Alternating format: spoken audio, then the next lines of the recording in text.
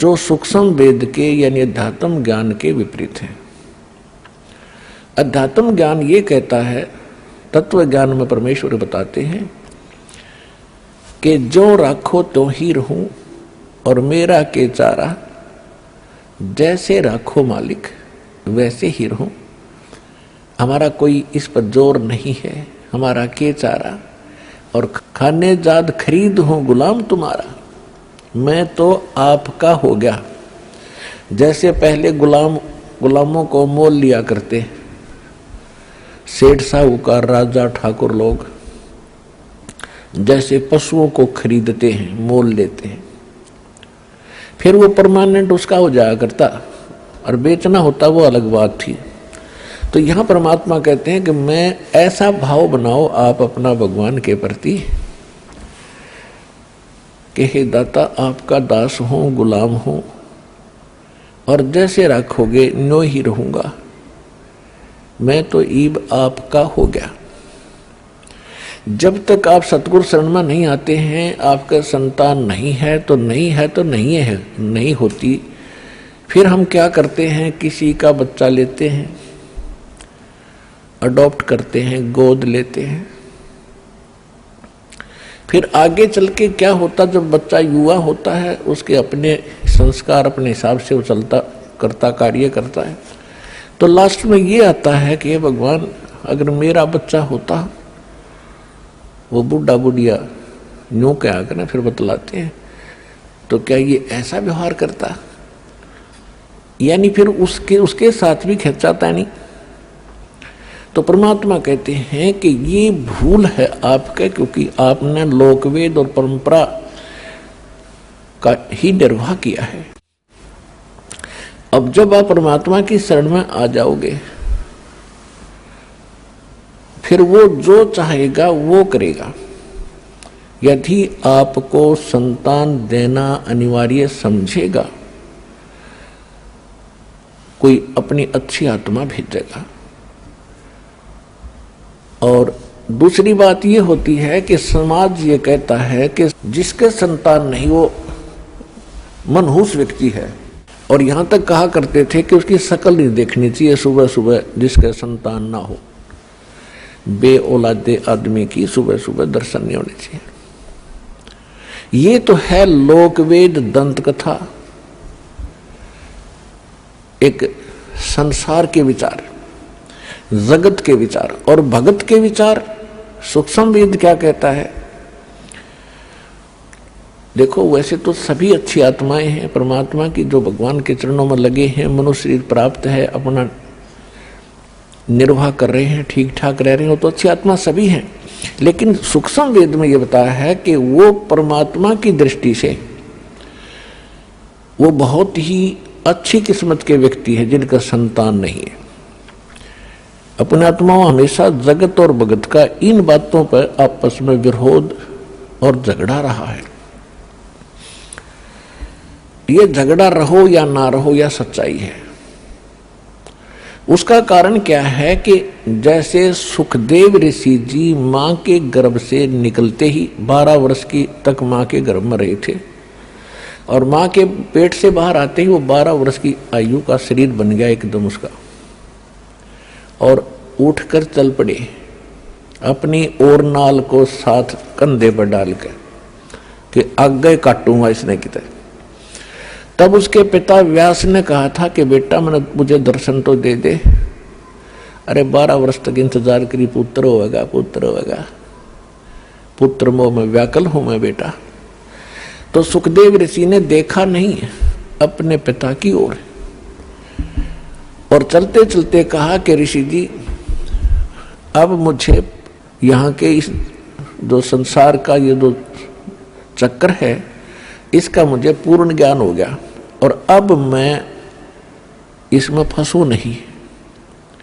और ऋषि जी ना जाने कितनी बार आप मेरे बाप हो लिए, ना जाने कितनी बार मैं तेरा बाप हो लिया। ये तो बुरी बीमारी है, इब का मेरी कट न दे। मैं नहीं देखूं आपकी शकल भी, कहीं मुझे आप में मोह ना हो जा। ये मोह एक बहुत बुरी जबरदस्त बीमारी है। तो सूक्ष्म वेद में कहा है कि सुखदेव ऋषि क्या बोले, एक लेवा एक देवा दूतम और कोई किसी का पिता नहीं पूतम, ऋण संबंध जुड़ा एक ठाठा, अंत में सब 12 बाटा।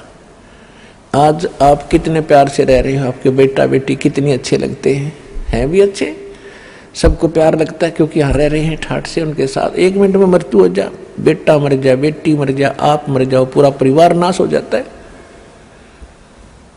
वो प्यार भी है, अच्छे भी लगते, फिर इसका बने क्या, व्हाट इज यूज, फिर कहाँ गया वो आपका जुगाड़, सारा जीवन खो दिया इससे काम पे।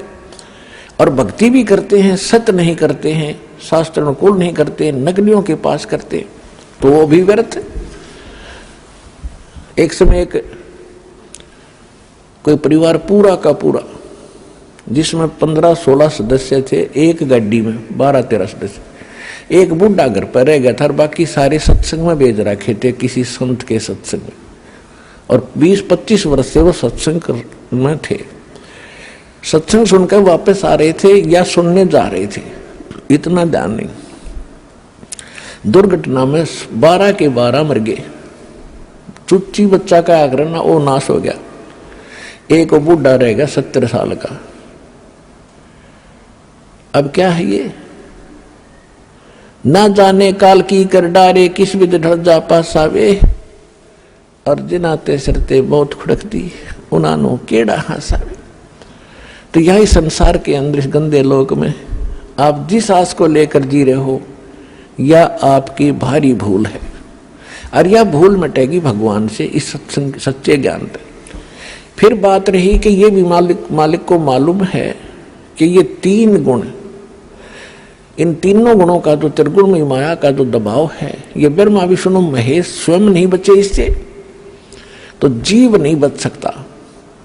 अब परमात्मा का सहारा चाहिए इस जीव को।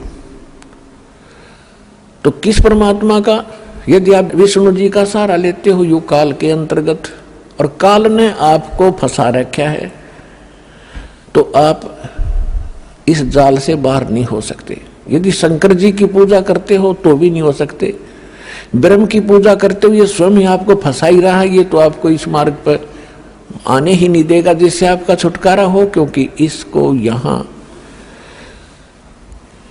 आपको फंसाए रखना इसका एक उद्देश्य है कि इसको भूख लगती है, इसको श्राप लगा हुआ है काल भगवान को, ब्रह्म को, जो गीता अध्याय नंबर 11 के श्लोक नंबर 32 में कहता है कि अर्जुन मैं काल हूं और सबको खाने के लिए अब आया हूं, श्री कृष्ण में प्रवेश कर गया हो, ये ऐसे करता है। तो इसको श्राप लगा हुआ है 1 लाख मानव शरीरधारी प्राणियों के नित आहार करने का। उसके लिए आपको ऐसे रोक रखा कबीर साहब ने बताया धर्मदास जी को, कि जैसे कसाई बकरे पालता है और बकरे और बकरी नर मादा छोड़ देता है एक बाड़े में, पूरे उनके लिए चरागाह भी बनाता है, जलाशय भी बनवाता है, ऊपर शेड भी डालता है गर्मी सर्दी ओलों से बचाने के लिए। तो बकरे ये सोचते हैं हमारा मालिक बड़ा दयालु है, हमारी कितनी केयर टेक कर रहा है, कितनी देखभाल करता है। लेकिन वो जीव हैं, उनकी इतनी बुद्धि काम नहीं करती कि अब तो आपने दयालु दिखा है, और फिर सामने जब भी आवश्यकता होती है, किसी का बेटा हो चाहे बेटी, माँ मरो चाहे बेट बाप है, निकाल ले जाता है पकड़ पकड़ कर कान। तो परमात्मा ने आगे बताया कि आप इस स्थिति में हैं, यहां से बचने के लिए आप जी ने, कबीर परमेश्वर जी कहते हैं, मेरी शरण ग्रहण करनी पड़ेगी। फिर मैं आपको काल से अपनी फर्द में अपने नाम करा लूंगा, फिर ये तुम्हारे से कुछ नहीं मांगेगा। तो उसके लिए आप जी ने परमात्मा की शरण ग्रहण करनी पड़ेगी, और शरण ग्रहण करने के बाद फिर मर्यादा से रहोगे, तब आपकी ये बच्चे भी ठीक रहेंगे। मालिक को मालूम है कि ये नहीं रह सकते, चाहे कितना ज्ञान हो ले और कितना कुछ कर ले, ये दबाव इतना है आपके ऊपर। फिर भी परमात्मा ने एक विकल्प निकाला है, इसका एक अल्टरनेट बताया है कि मेरी शरण में रहे। जब लग हंसा हमरी आना, काल लगे ना तेरा बाणा। अब वहां जहां वो सत्संग सुनने जा रहे थे या आ रहे थे, तो वहां तो काल का ही व्यवस्था थी सारी, वहां तो वो भक्ति है ही नहीं। वैसे भी कई और स्थानों पर जाते हैं, कोई वैष्णो देवी पर जाते हैं, कोई अमरनाथ पर जाते हैं, वहां भी मरते हैं लाखों हजारों लोग। केदारनाथ पर मर गए 20-30 हजार व्यक्ति सेकंडों में। तो वो तो सारी काल व्यवस्था ही है, वहां तो वो करेगा ही करेगा, वो तो सबको खावेगा। वहां तो उसका उसकी खूब पहुंच है, उसके अंतर्गत है सारा स्थान। जब आप परमेश्वर कबीर जी की शरण में आ जाओगे फिर उसकी नहीं चलेगी। जब लग हंसा हमरी आना, काल लगे ना तेरा बाना। जब लगे जीव हे प्यारी आत्मा तो हमारी मर्यादा में रहेगा, फिर काल अटैक नहीं करेगा। काल का अटैक भी हम पर उस समय होगा जब हम मर्यादा भंग कर देंगे, परमात्मा के दायरे से हम बाहर चले जाएंगे। तो परमात्मा कबीर जी की मर्यादा भंग होते ही आप इनसे बाहर चले गए, और इससे बाहर सारा काल ही काल है। जैसे समुद्र में, समुद्री जहाज में आप बैठे हो और कोई नशा करके समुद्र में कूद जा, तो उस जहाज ही बचाव का स्थान था, वो दिया छोड़े तो वहां तो डूबोगे, मरोगे। तो इस स्थान को छोड़कर पूरे विश्व में काल व्यवस्था है, इसको छोड़कर जहां भी जाओगे वहां आपको कोई प्रोटेक्शन नहीं होगा, दुख के अतिरिक्त कुछ नहीं मिलेगा। अब प्रसंग चल रहा है कि जैसे जिनके संतान नहीं है उनको अच्छी आत्मा एक भाग्यशाली बताया है, और संसार विचारों से वो मनुष्य बताए जाते हैं। तो जगत और भगत की सोच में इतना अंतर सदा से रहा है, जिस कारण से आपस में ये झगड़े बने रहे। अब बुद्धिमान समाज है, खूब समझेगा, एजुकेटेड किया जाता ना आपको, बूढ़े से लेकर बालक तक, बहन बेटी माताएं सभी शिक्षित कर दी। और हमने ऐसे ऐसे इंस्ट्रूमेंट बना लिए, इंटरनेट लगा लिया और कंप्यूटर बना लिए, तो राम नाम का भी हम बनाएंगे भी इंटरनेट, इसमें भी इतना दिमाग लड़ाएंगे अपना। तो यहाँ परमात्मा कहते हैं कि जैसे एक लेवा एक देवा दूतम, और कोई किसी का पिता नहीं पूतम। ये तो ऋण संबंध जुड़ा एक ठाठा। जैसे दास कई बार कथा सुनाता है, एक व्यक्ति को एक पुत्र प्राप्त होकर उसकी पत्नी मर गई, दूसरा विवाह कराया तो दूसरी विवाह से उसे पुत्र प्राप्त हुआ। उसमें आपस में 10-12 वर्ष का अंतर था, 8-9 वर्ष का अंतर था। तो दूसरा पुत्र हुआ तो वो स्वयं भी मर गया और उस पुत्र की, छोटे वाले की मां भी मर गई। बड़े वाले का विवाह हो गया, उसकी पत्नी आ गई। अब वो मां के तो 2 आंखें थे, पिता एक था। तो जो पहली वाली माता से उत्पन्न था उसका विवाह हो गया, उनका संतान अभी थी नहीं। उधर से वो छोटे वाला जो दूसरी मां का था वो बीमार हो गया, रोगी हो जाने से उसका उपचार करवाया। तो फिर उपचार कराते हैं तो पैसे लगते हैं। तो दोनों पति पत्नी ने विचार विमर्श किया कि इसका इलाज कराएंगे और ये बहुत पैसा खर्च हो जाएगा, और क्यों ना इसको विष देकर खत्म कर दें। उन्होंने एक डॉक्टर से बात की, वैद्य से, कि हम ऐसे ऐसे कर दो, बीमार ये है ही, रोगी है ही, लोग सोचेंगे रोगी था मर गया। तो वैद्य ने कहा कि मैं 500 रुपये लूंगा। अच्छी संपत्ति थी, संपत्ति का वो वारिस था 50% का।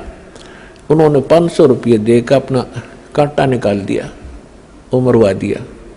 रिलेटिव्स ने सोचा, रिश्तेदारों ने सोचा भी बीमार था, मर गया, कोई बात नहीं, बात आई गई हुई।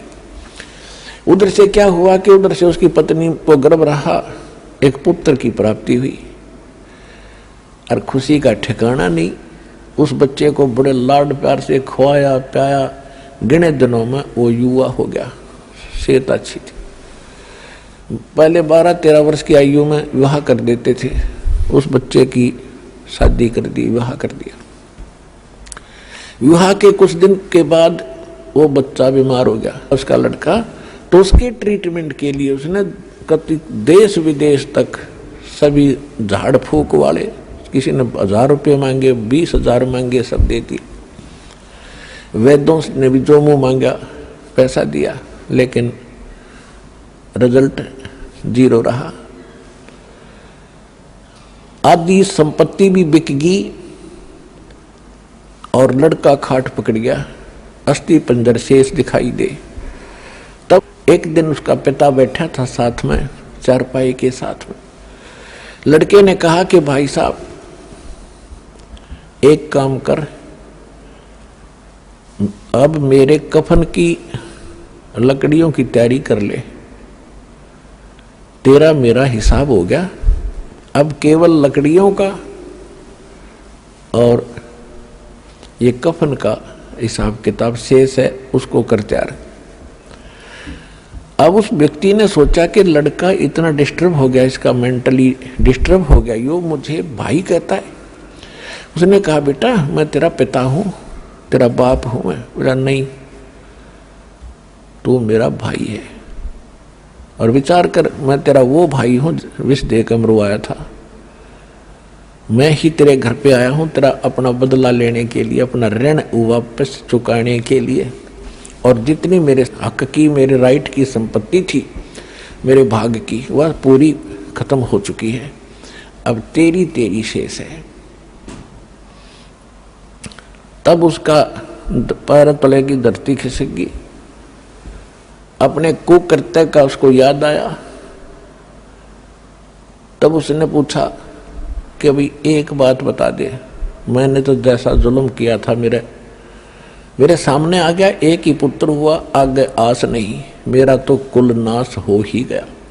पर एक बात बता, हमने तो जो जुल्म किया तेरे साथ हमारे सामने आ गई, इस जो तेरे भाई आई है ये लड़की जिससे तेरा विवाह हुआ है, अब इसने के कौन सा पाप कर दिया, या जिंदगी फूकी जाएगी तेरे साथ, क्योंकि उस समय सती प्रथा थी कि तेरे साथ या जीवित जलाई जाएगी, इसने कौन सा दोष कर दिया बेचारी ने। तब उसने बताया कि वो डॉक्टर कहाँ है, वैद्य कहाँ है जिसने मुझे विष दिया था, कि तेरे 4 वर्ष के बाद उसकी मृत्यु हो गई थी।